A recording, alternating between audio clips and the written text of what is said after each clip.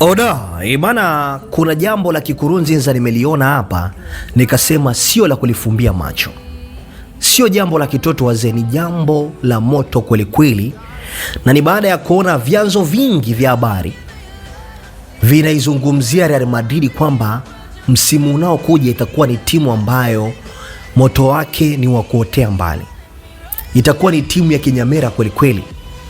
Na ni baada ya kuona kikosi bora cha kombe la dunia ambacho kimetoka juzi, kimetolewa na FIFA. Kile kikosi ukikitazama, wachezaji wa Real Madrid ndo wanadominate pale. Yaani Madrid ndo katoa wachezaji wengi kuliko timu yoyote ile. Halafu la kushangaza, hakuna mchezaji hata mmoja wa Barcelona ambaye ameingia kwenye kikosi bora cha kombe la dunia. Licha ya wachezaji wengi wa Barcelona ndo wamebeba kombe la dunia, takriban wachezaji 8. Lakini pia Cucurella naye anaiwakilisha Madrid kwa sababu pia naye ana kombe la dunia. Si mnaona kabisa analo hapo hivi kwenye mfuko. Kwa hiyo sasa, baada ya kuona kikosi bora cha kombe la dunia, Madrid katoa wachezaji watatu. Cucurella, beki wa pembeni huyo, kazi kubwa ambayo amefanya kwenye kombe la dunia, sio kazi ya kitoto. Mmeshuhudia kazi yake. Na ni moja ya sajili ambayo naweza nikasema kwamba Madrid hapa wameula. Yaani walicheza karata vizuri kwa Cucurella. Kazi sio ya kitoto. Ni beki ambaye ameingia kwenye kikosi bora cha kombe la dunia, yuko pale Madrid. Alafu kuna huyu Jude. Yaani ilifikia hadi sehemu watu wakawa wanamuita Jude ni striker. Walikuwa wataki kumuita kiungo ili wasimpe sifa zake kama nini? Kama kiungo. Kwa sababu kama wakimuita kiungo alafu akampa sifa zake, wanakuja kukuta kumbe Jude ni kiungo bora kwa ulimwengu. Hakuna kama yeye, kwa sababu ana magoli mengi kuliko hata mastrika kwenye ile kombe la dunia. Magoli sijui 8 huko. Kampita paka Harry Kane kwenye kombe la dunia. Sio poa. Kwa hiyo kuingia kwenye kikosi bora cha kombe la dunia, hajaingia kibahati, amefanya kazi kubwa sana.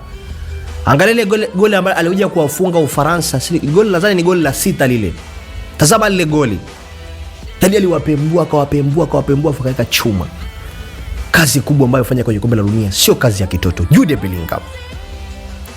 Alafu kuna huyo Kylian Mbappe, mfungaji bora wa kombe la dunia msimu huu. Ndo kabeba kiatu hicho cha dhahabu. Lakini pia ni mfungaji bora wa muda wote wa kombe la dunia. Magoli 22 katika mchezo 22 ambao ameicheza Kylian Mbappe. Sasa angalia wachezaji watatu hao, kazi ambao wamefanya kwenye kombe la dunia, alafu niambie ni wachezaji ambao wako kwenye kikosi kimoja cha timu ya Real Madrid. Ndio maana watu wanashangaa hii Madrid itakuja kuaje msimu unaokuja, itakuwa ni hatari sana. Sasa kitu ambacho kimekuja kuwashtua watu wengi ni baada ya kuona kwenye kikosi cha kikosi bora cha kombe la dunia, kuna wachezaji wengine wawili ambao pia Madrid anawafukuzia. Yuko Michael Olise pamoja na Rodri.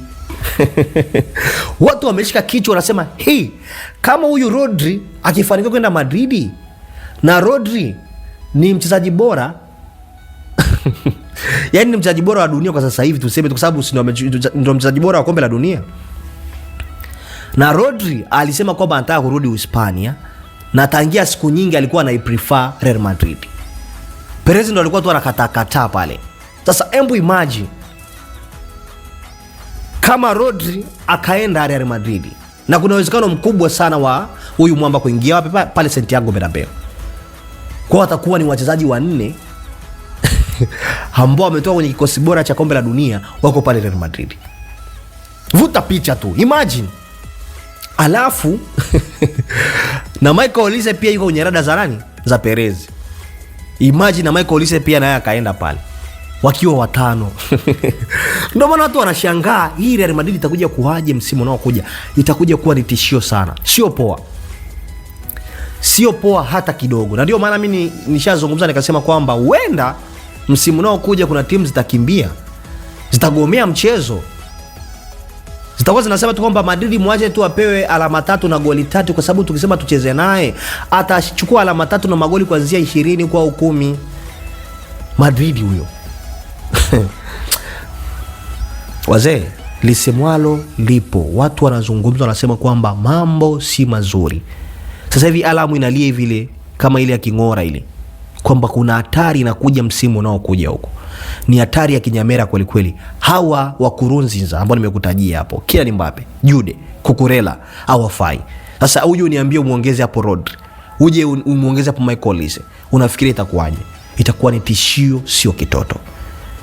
Na mimi kwa upande wangu nadhani nikasema kwamba kama yani hata mzaji mmoja tu katika wawili, Michael Olise na Rodri, mmoja tu akifanikiwa kwenda Madrid, akifanikiwa, wazee, watu wataacha ndala. Sijui maoni yako ni yapi? Niandikia hapo kwenye comment na utakuwa umetisha ibana kinoma noma. By the way, mimi ni mtoto wa Martin Mbuyo, ukipenda niite Kali Pizo Mwamba au Oda, na utakuwa hujakosea hata kidogo. Ibana, usisahau kusubscribe hapo chini kwa ajili ya kupata habari kemkem ambazo zinakujia kila day. Na uhakika ni 100%. Ibana, baridi.